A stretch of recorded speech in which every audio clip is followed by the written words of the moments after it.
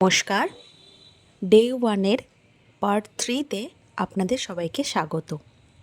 আজকে গোপালের সকাল থেকে পার্ট 1 এবং পার্ট 2 আপনারা সবাই দেখেছেন।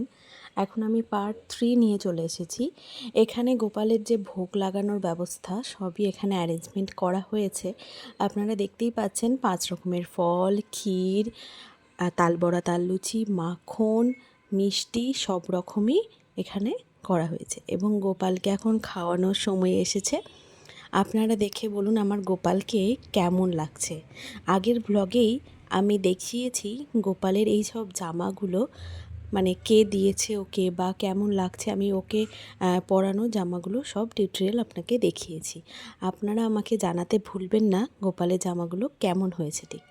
আর এই যে কেকটা, সেদিন আমার অনেকগুলো অর্ডার ছিল, তাই কারণে কেকটা আমি বেশি বড় করতে পারিনি গোপালের জন্য, এটাও আমি নিজেই বানিয়েছি। তো অর্ডার থাকার কারণে আমি গোপালের জন্য একটা ছোট্টই কেক বানিয়েছিলাম। আমাদের গোপালের জন্য আমি তো নিরামিষ কেকই বানাই, তো ওই জন্য আমাদের গোপাল বা কেন বাদ যাবে বলো। তো সেজন্যই আমি ওর জন্যও একটা কেক বানিয়েছি। এবার ও কেক নিজেই কেক কেটে খাচ্ছে গোপাল। তো আমি চকলেট ফ্লেভারের কেক বানিয়েছিলাম, আমাদের গোপাল চকলেট খেতে খুব ভালোবাসে, তো ওই জন্য আমি ওর জন্য চকলেট ফ্লেভারেরই কেক বানিয়েছিলাম। তো এরপর একটু কিছুক্ষণ রেস্টে রাখার পর গোপালের সমস্ত কিছু খুলিয়ে নিচ্ছি, কারণ এবার ওকে শয়ন দেওয়ার সময় হয়ে গেছে। গোপালকে একটা হালকা পাতলা জামা পরিয়ে দিচ্ছি, তার কারণ হচ্ছে রাত্রে ও প্যান্ট আর জামা পরেই শোয়, কিন্তু সব প্যান্টগুলো দুর্ভাগ্যবশত আমি কাচতে দিয়ে দিয়েছি এবং সেগুলো কিচ্ছু শুকায়নি, যে কারণে আমি এই ফ্রকটা পরাতে বাধ্য হলাম। এবার গোপালের শয়ন দেওয়ার জন্য আমি বিছানাটা পেতে নেব, তাই সমস্ত কিছু গুটিয়ে এখানটা আমি ঠিক পরিষ্কার করে নিচ্ছি। এবার বেড কভার ঝেড়ে টেরে আমি গোপালের বালিশে কভার লাগিয়ে মুখ মুছিয়ে হালকা একটু ফ্রেশ করে ওকে আমি ঘুম পাড়াচ্ছি।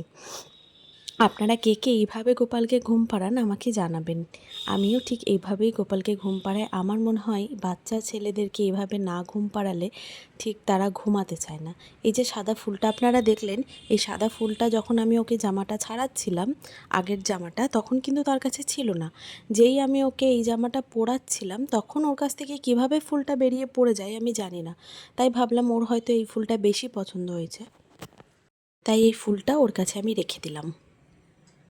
এই ফুলটা আমাদের কাছে নতুন এখন হয়েছে, নতুন এই গাছটাই লাগানো হয়েছে, এটাকে আই থিঙ্ক কাঠগোলাপ বলা হয়। এবার আমি গোপালকে অনেকটাই ঘুম পাড়িয়ে দিয়েছি। এখন গোপালের ঘুমাবার time. Good night, Radhe Radhe. ভালো থাকবেন, আমার গোপালের জন্য আশীর্বাদ করবেন।